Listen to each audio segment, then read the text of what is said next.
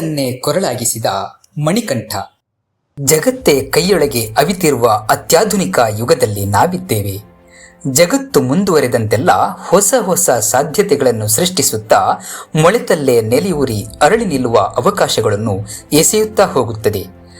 ಅದನ್ನು ಬಳಸಿಕೊಳ್ಳುವ ಜಾಣ್ಮೆ ಮಾತ್ರ ನಮ್ಮಲ್ಲಿರಬೇಕು. ಇದಕ್ಕೆ ಉದಾಹರಣೆಯಾಗಿ ನಿಲ್ಲಬಲ್ಲ ಪ್ರತಿಭೆ ಮಣಿಕಂಠ ಎಸ್ ಇವರನ್ನು ಪರಿಚಯಿಸಲು ವಿಶ್ವ ಕಲಾಮೃತ ಈ ಬಾರಿ ಸಜ್ಜಾಗಿದೆ. ಸುಂದರ ಕಂಠವೆಂದಾಗ ತಕ್ಷಣ ನೆನಪಾಗುವುದೇ ಸಂಗೀತ. ಮಣಿಕಂಠನ ಸಾಧನೆಯ ಕ್ಷೇತ್ರ ಸಂಗೀತವಾದರೂ ಕಂಠದ ಸಹಾಯವಿಲ್ಲದೆಯೇ ಸಂಗೀತದ ಸಾಗರದಲ್ಲಿ ಜಾಲಾಡಬಹುದೆಂಬ ಸೋಜಿಗವನ್ನು ಸೃಷ್ಟಿಸಿದ ಹುಡುಗನೊಬ್ಬನ ಜೀವನ ಗಾಥೆ ಇದು. ಪರಶುರಾಮ ಸೃಷ್ಟಿಯ ಬೀಡು ಕಾಸರಗೋಡಿನ ಮುಳ್ಳೇರಿಯ ಸಮೀಪದ ಕೋಟೂರು ಈತನ ಹುಟ್ಟೂರು. ಸುರೇಶ್ ಆಚಾರ್ಯ ಮತ್ತು ಲೀಲಾವತಿ ದಂಪತಿಗಳ 4 ಪುತ್ರರಲ್ಲಿ ಈತ 3ನೇಯಾತ.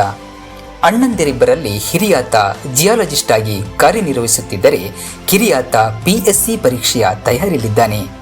ತಮ್ಮ ಇದೀಗ ಹೈಯರ್ ಸೆಕೆಂಡರಿ 2ನೇ ವರ್ಷ ವ್ಯಾಸಂಗ ಮಾಡುತ್ತಿದ್ದಾನೆ. ತಂದೆ ಮರದ ಕೆಲಸವನ್ನು ಆಶ್ರಯಿಸಿದ್ದವರು ಕೆಲಸದ ಮಧ್ಯೆ ಬಿದ್ದು ಗಾಯಗೊಂಡವರು 8 ವರ್ಷಗಳ ಕಾಲ ಹಾಸಿಗೆ ಹಿಡಿದಿದ್ದರು. ಇದೀಗ ತಂದೆಯ ಅಗಲಿಕೆಯ ನೋವನ್ನು 2 ವರ್ಷಗಳಿಂದ ಅರಗಿಸಿಕೊಳ್ಳಲು ನೋಡುತ್ತಿರುವ ಪುಟ್ಟ ಕುಟುಂಬವಿದು. ಬಡತನ ಕಷ್ಟಗಳ ಸರಹದ್ದಿನಲ್ಲೇ ಜೀವನದ ಪಯಣ. ಅಪ್ಪ ಎಂಬ ಆಧಾರ ಸ್ತಂಭ ಕಳಚಿ ಬಿದ್ದಾಗಲೂ ಎದೆಗುಂದದ ಅಮ್ಮ. ವಿದ್ಯಾಭ್ಯಾಸ ಮೊಟಕುಗೊಳಿಸ ಹೊರಟ ಹಿರಿಮಗನನ್ನು ತಡೆದು ಇಡೀ ಕುಟುಂಬದ ಜವಾಬ್ದಾರಿಯ ನಿರ್ವಹಣೆಯನ್ನು ತನ್ನ ಹೆಗಲಿನಲ್ಲಿ ಇರಿಸಿ ಹೆಜ್ಜೆ ಹಾಕಿದ ದಿಟ್ಟ ಮಹಿಳೆ. ಅಂತಹ ಮಹಾತಾಯಿಯ ಮಗನೇ ಮಣಿಕಂಠ. ಇದೀಗ ಆಂಗ್ಲ ಭಾಷೆಯಲ್ಲಿ ಪದವಿಯನ್ನು ಪಡೆದು ಕಾಸರಗೋಡು ಸೆಂಟ್ರಲ್ ಯೂನಿವರ್ಸಿಟಿಯಲ್ಲಿ ಕನ್ನಡದಲ್ಲಿ ಸ್ನಾತಕೋತ್ತರ ಪದವಿಯ ವ್ಯಾಸಂಗವನ್ನು ಮಾಡುತ್ತಿದ್ದಾನೆ. ಎಳವೆಯಲ್ಲೇ ಕಲೆಯೊಂದಿಗಿನ ಒಡನಾಟ, ಶಾಲಾ ಮಟ್ಟದಲ್ಲಿ ಮಿಮಿಕ್ರಿಯಲ್ಲಿ ಪ್ರಥಮ ಸ್ಥಾನವನ್ನು, ತಾಲೂಕು ಮಟ್ಟದಲ್ಲಿ ನಾಟಕದಲ್ಲಿ ಪ್ರಥಮ ಸ್ಥಾನವನ್ನು, ಜಿಲ್ಲಾ ಮಟ್ಟದಲ್ಲೂ ನಾಟಕದಲ್ಲಿ ಪ್ರಥಮ ಸ್ಥಾನವನ್ನು ತಂದುಕೊಟ್ಟಿತು. ಕಲಾಕ್ಷೇತ್ರಕ್ಕೆ ಧುಮುಕಿದ ಮಣಿಕಂಠನ ಮೊದಲ ಮೆಟ್ಟಿಲು ಚಿತ್ರರಚನೆಯಾಗಿತ್ತು. ಡಿಜಿಟಲ್ ಆರ್ಟ್ನಲ್ಲೂ ಈತನದ್ದು ಎತ್ತಿದ ಕೈ. ಕ್ಯಾರಿಕೇಚರ್, ಪೋರ್ಟ್ರೇಟ್, ಪೆನ್ಸಿಲ್ ಡ್ರಾಯಿಂಗ್ ಹೀಗೆ ಚಿತ್ರ ರಚನೆಯ ಹಲವು ಮಜಲುಗಳನ್ನು ಸ್ಪರ್ಶಿಸಿ ಬಂದವನು. ಅಲ್ಲದೆ ಅದ್ಭುತ ನಟನಾ ಸಾಮರ್ಥ್ಯವಿರುವ ಈತನ ನಟನೆಗೆ 7ನೇ ತರಗತಿಯಲ್ಲಿರಬೇಕಾದ್ರೆ ಬೆಸ್ಟ್ ಆಕ್ಟರ್ ಅವಾರ್ಡ್ ಅರಸಿ ಬಂದಿತ್ತು. ಮಿಮಿಕ್ರಿಯಲ್ಲೂ ಅದ್ಭುತ ಕೌಶಲ್ಯವಿರುವ ಈತ ಹೈಸ್ಕೂಲಿನಿಂದ ಹಿಡಿದು ಪದವಿಯವರೆಗಿನ ಪ್ರಥಮ ಬಹುಮಾನಗಳನ್ನು ತಾನೇ ಬಾಚಿಕೊಳ್ಳುತ್ತಿದ್ದ. ಹೈಯರ್ ಸೆಕೆಂಡರಿ ದಿನಗಳಲ್ಲಿ ಅಭಿನಯದತ್ತ ಮತ್ತೆ ಹೊರಳಿ ಮಲಯಾಳಂನ ವೆರೋನಿಕಾ ಆರ್ಟ್ಸ್ ಅಂಡ್ ಸ್ಪೋರ್ಟ್ಸ್ ವೆಬ್ಸೈಟ್ಗಳ ಅಭಿನಯದಲ್ಲಿ ತನ್ನನ್ನು ತಾನು ತೊಡಗಿಸಿಕೊಂಡಿದ್ದ. ಸಂಗೀತ ಕ್ಷೇತ್ರದಲ್ಲಿ ಅಪಾರ ಆಸಕ್ತಿ ಹೊಂದಿರುವ ಈತ ಪ್ರಸ್ತುತ ಕೊಳಲು ವಾದನವನ್ನು ಭಾಸ್ಕರನ್ ಸುರೇಂದ್ರ ಗುರುಗಳಲ್ಲಿ ಅಭ್ಯಾಸ ಮಾಡುತ್ತಿದ್ದಾನೆ. ಚೆಂಡೆ ವಾದನವನ್ನು ಸಜಿತ್ ಪಣಿಕರ್ ಎಂಬ ಗುರುಗಳ ಬಳಿಯಲ್ಲಿ ಅಭ್ಯಾಸ ಮಾಡುತ್ತಿರುವ ಈತ ಡ್ರಮ್ ಅಷ್ಟೇ ಅಲ್ಲ, ರಿದಮ್ ಪ್ಯಾಡ್, ಬ್ಯಾಂಡ್, ಪ್ಲೇಬಾಕ್ಸ್ ಮುಂತಾದ ಸಂಗೀತ ಸಾಧನಗಳನ್ನು ನುಡಿಸುವಲ್ಲಿ ಪಳಗಿದ ಕೈ ಎಂದರೆ ತಪ್ಪಾಗಲಾರದು. ನಾಟಕ ರಂಗದಲ್ಲೂ ನುರಿತ ಕಲಾವಿದನಾಗಿರುವ ಈತ ಪ್ರಶೋಭ್ ಬಾಲನ್ ಎಂಬ ಗುರುವರಿಯರನ್ನು ಹೊಂದಿದ್ದಾನೆ. ನಟನೆಯೊಂದಿಗೆ ನಾಟಕಗಳಿಗೆ ಹಿನ್ನೆಲೆ ಸಂಗೀತವನ್ನು ಒದಗಿಸುವ ಕೈಂಕರ್ಯದಲ್ಲೂ ಪರಿಣಿತ. ಊರಿನ ದೇಶೀಯ ಸಂಗೀತ ಉಪಕರಣಗಳನ್ನು ಬಳಸಿ ನಡೆಸಲಾದ ಜಾನಪದ ಗೋಷ್ಠಿಗಾನ ಅಂದರೆ ಫೋಕ್ ಆರ್ಕೆಸ್ಟ್ರಾ ಕಾರ್ಯಕ್ರಮವು ರಾಷ್ಟ್ರೀಯ ಮಟ್ಟದಲ್ಲಿ ಗುರುತಿಸಿಕೊಂಡಿದೆ. ಈತ ಒಳಗೊಂಡ ನಾಟಕ ಪಾಶ್ಚಾತ್ಯ ಗುಂಪು ಗಾಯನಗಳು ರಾಷ್ಟ್ರ ಮಟ್ಟದಲ್ಲಿ ಖ್ಯಾತಿಗೊಳಿಸುವಲ್ಲಿ ಸಫಲವಾಗಿದೆ. ಇದೀಗ ಬ್ಯಾಂಡ್ ಮ್ಯೂಸಿಕ್, ಡ್ರಮ್ಗಳಲ್ಲಿ ಫ್ರೀಲ್ಯಾನ್ಸ್ ಆಗಿ ದುಡಿಯುತ್ತಿರುವ ಮಣಿಕಂಠ ತನ್ನ ಕಾಲಲ್ಲಿ ತಾನು ನಿಲ್ಲುವುದರ ಮೂಲಕ ಸ್ವಾಭಿಮಾನಿ ಎನಿಸಿಕೊಂಡಿದ್ದಾನೆ. ಕೇರಳ, ಕರ್ನಾಟಕ ಸೇರಿದಂತೆ ಹಲವು ಕಡೆಗಳಲ್ಲಿ ಈಗಾಗಲೇ ಕಾರ್ಯಕ್ರಮ ನೀಡುವಲ್ಲಿ ಯಶಸ್ವಿಯಾಗಿದ್ದಾನೆ. ಮಂಗಳೂರು ಕಡೆಯಿಂದ ಅನಾರ್ಕಲಿ ಮೂವಿ ತಂಡ ಪ್ರಮೋಟ್ ಮಾಡಲೆಂದೇ ಮಣಿಕಂಠನನ್ನು ಸಂಪರ್ಕಿಸಿದೆ. ಇದರ ಪ್ರಥಮ ಪ್ರದರ್ಶನಕ್ಕೆ ಆಹ್ವಾನ ಬಂದಿರುವುದಾಗಿಯೂ ಈ ಒಂದು ಅವಕಾಶದಿಂದ ಸಿನಿಮಾ ಡೈರೆಕ್ಟರ್ ಅನ್ನು ಭೇಟಿ ಮಾಡುವುದಕ್ಕೆ ಸಾಧ್ಯವಾಯಿತು ಎಂದು ಖುಷಿಯಿಂದ ಹಂಚಿಕೊಂಡಿದ್ದಾನೆ. ನಮಗೆಲ್ಲರಿಗೂ ತಿಳಿದಿರುವಂತೆ ನಾಗಾಲೋಟದಲ್ಲಿದ್ದ ಜಗತ್ತನ್ನು ತಟಸ್ಥಗೊಳಿಸಿದ್ದು 2019ರ ಕೊರೋನಾ.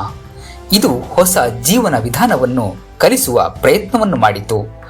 ಅನೇಕ ಸಾವು ನೋವುಗಳು ನಮ್ಮನ್ನು ಕಾಡಿದ್ದು ಇನ್ನು ಮರೆಯಲಾಗದ ನೆನಪಾದರೂ ಮಾನವ ತಾನು ಸವಿಸಿ ಬಂದಿರುವ ಹಾದಿಯನ್ನೊಮ್ಮೆ ಸಿಂಹಾವಲೋಕನ ಮಾಡಲು ಆಸ್ಪದ ನೀಡಿದ್ದಂತೂ ಅಕ್ಷರಶಃ ಸತ್ಯ. ಇಂತಹ ಸಂದರ್ಭದ ಮನೆಯ ಲಾಕ್ಡೌನ್ ಬಂದಿಖಾನೆಗಳು ನಮ್ಮೊಳಗಿನ ಪ್ರತಿಭೆಗಳನ್ನು ನಮಗೆ ಗುರುತಿಸಲು ಅರಳಿಸಲು ಒಂದು ವೇದಿಕೆಯಾಗಿ ನಿಂತಿತು. ಮಣಿಕಂಠನ ಆಸಕ್ತಿಯ ವಿಷಯ ಸಂಗೀತವೇ ಆಗಿತ್ತು. ಆದರೂ ಅದರಲ್ಲೂ ಒಂದು ಹೊಸತನವಿರಬೇಕೆಂಬ ತುಡಿತ ಆತನದ್ದು.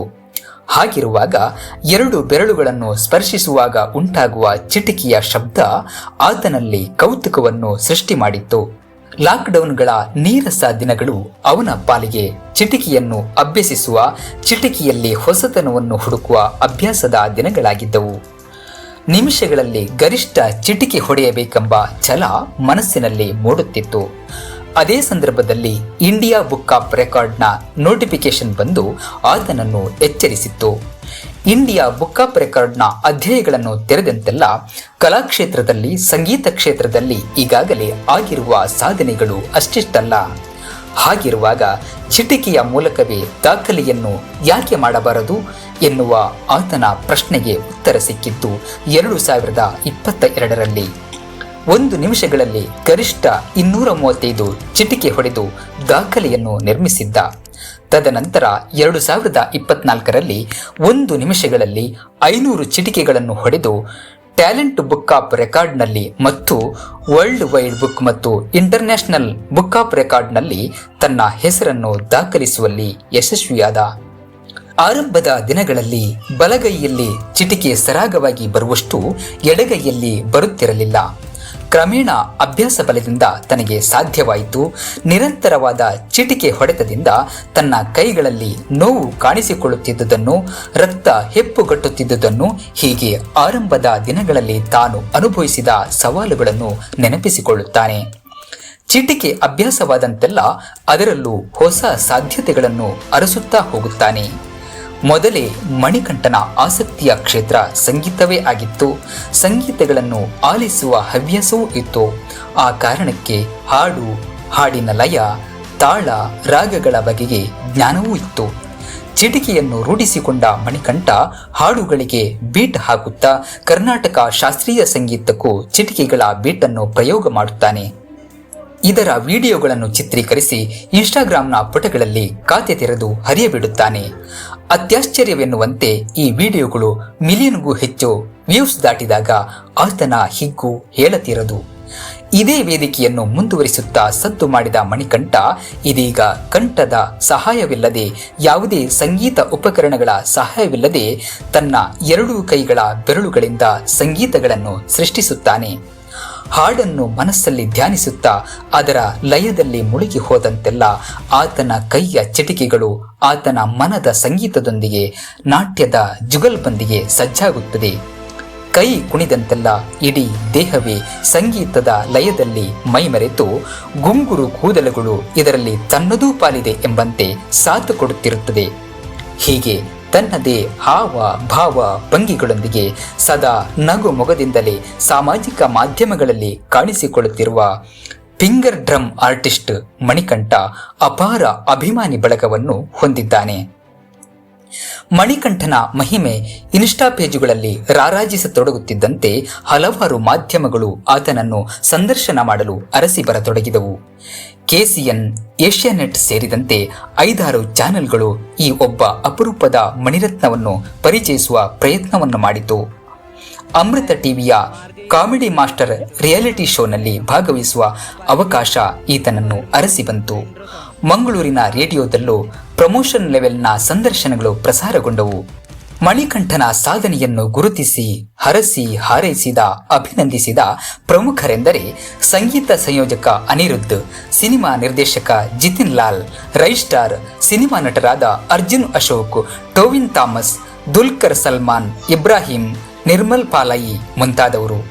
ಮಣಿಕಂಠನ ಸಾಧನೆಯನ್ನು ಹುಡುಕಿಕೊಂಡು ಬಂದ ಸನ್ಮಾನಗಳು ಅನೇಕ.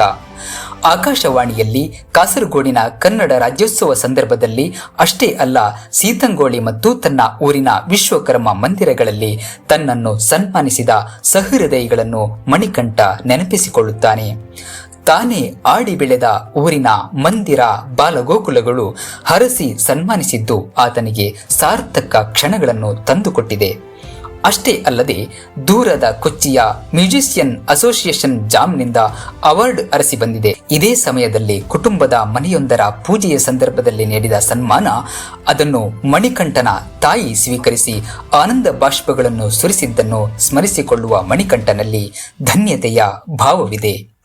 ಒಬ್ಬ ಲೋಕೋಮೋಟರ್ ದೈಹಿಕ ಅಸಾಮರ್ಥ್ಯವಿರುವ ತನ್ನನ್ನು ಎಲ್ಲೂ ಕುಗ್ಗದಂತೆ ಕೈ ಹಿಡಿದು ನಡೆಸಿದ್ದು ತನ್ನ ತಾಯಿ ಮತ್ತು ಅಣ್ಣಂದಿರ ಕಾಳಜಿ, ಗೆಳೆಯರ ಬಳಗ ಹಾಗೂ ಒಳ್ಳೆಯ ಗುರುವಿನಿಂದ ಎಂದು ಎಲ್ಲವನ್ನು ನೆನಪಿಸಿಕೊಳ್ಳುವ ಮಣಿಕಂಠನ ದನಿಯಲ್ಲಿ ಕೃತಜ್ಞತಾ ಭಾವವಿದೆ.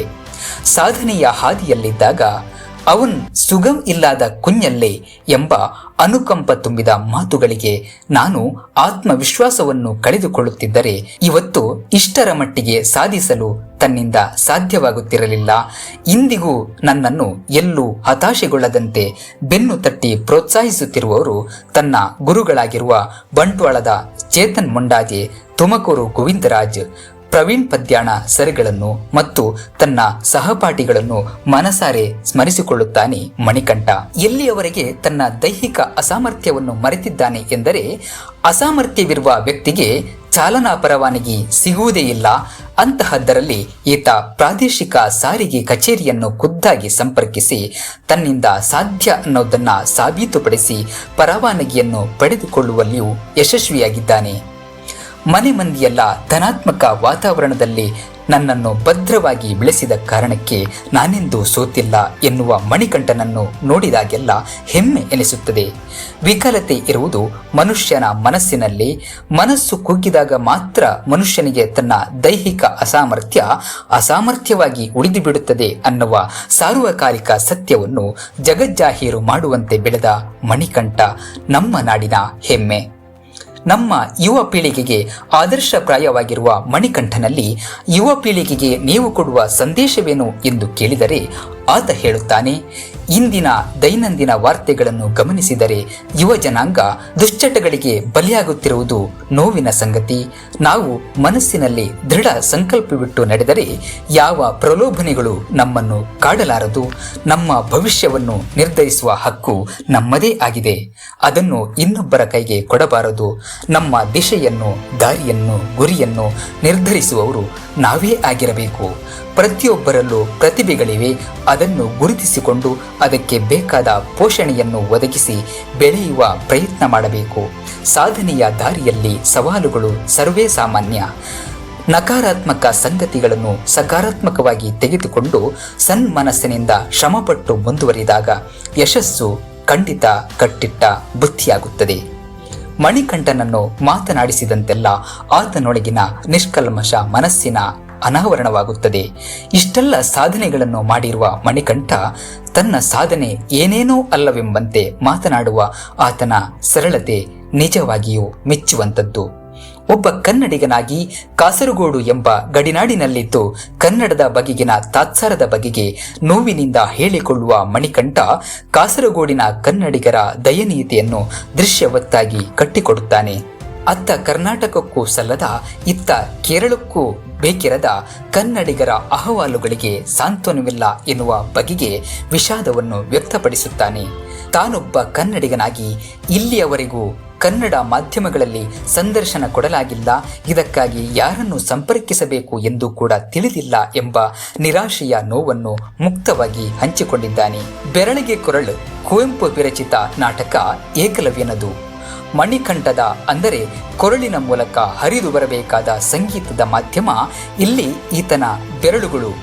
ಕೊರಳಿಗೆ ಬೆರಳು ಅಂದರೆ ಕೊರಳಿಗೆ ಬದಲಾಗಿ ಬೆರಳು ಒಂದು ಹೊಸ ವ್ಯಾಖ್ಯಾನಕ್ಕೆ ಮುನ್ನುಡಿ ಬರೆದಂತಿದೆ ಮಣಿಕಂಠನ ಕಥನ.